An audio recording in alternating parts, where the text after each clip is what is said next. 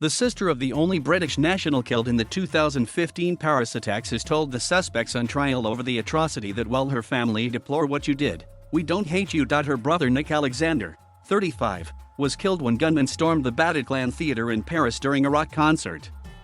The attack was part of a coordinated assault by Islamic State group extremists that killed 130 people. It was the worst attack in France since World War II.Salah Abdeslam, the only surviving member of the IS cell, and 19 other defendants are being tried in Paris over the attacks on a busy Friday night.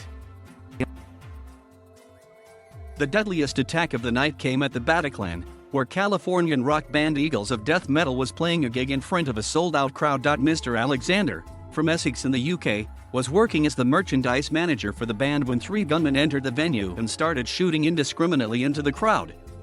He suffered gunshot wounds and died in the arms of his ex-girlfriend Helen Wilson. In court on Tuesday, Mr. Alexander's sister, Zoe, addressed the defendants directly as she testified on the 33rd day of the biggest trial in France's modern history. Her brother, she told the court, shunned hatred. You cannot neutralize poison with more poison, she said.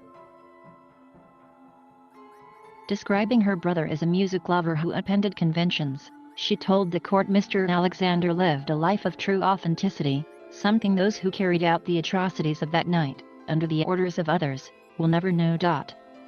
We're not at war with you, you're at war with yourselves, Ms. Alexander told the defendants.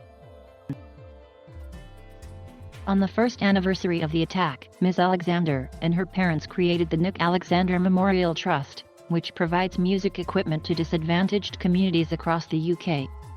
The terrorists tried to leave a legacy of darkness, but through the work we have done we have left a legacy of light, Ms. Alexander told AFP news agency after testifying. She is one of the latest relatives of a victim to testify since the trial opened at the Palace of Justice last month. It's very intense and it's hard to relive those details, especially 6 years later, when a lot of healing has gone on, she said. To unpack those emotions again has been a difficult process for a lot of those survivors.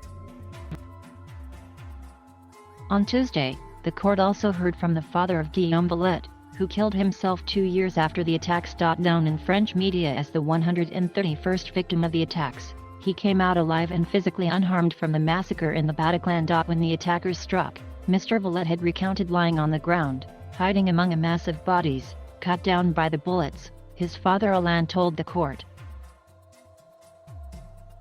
He then hid until police intervened and managed to escape unscathed. However, he received invisible bullets, which killed him, slowly but surely, his father said. He said his son suffered from post-traumatic stress and took his own life 2 years later, aged 31. About 350 survivors and relatives of the dead are expected to give their accounts during the trial. IS admitted carrying out the coordinated attacks on the Bataclan concert hall, a major stadium, restaurants, and bars on 13 November 2015. Of the 20 suspects on trial, 6 are being tried in absentia. They are facing charges of murder, complicity, and terrorist conspiracy. Most of the accused, including Abdeslam, could be sentenced to life in jail if convicted.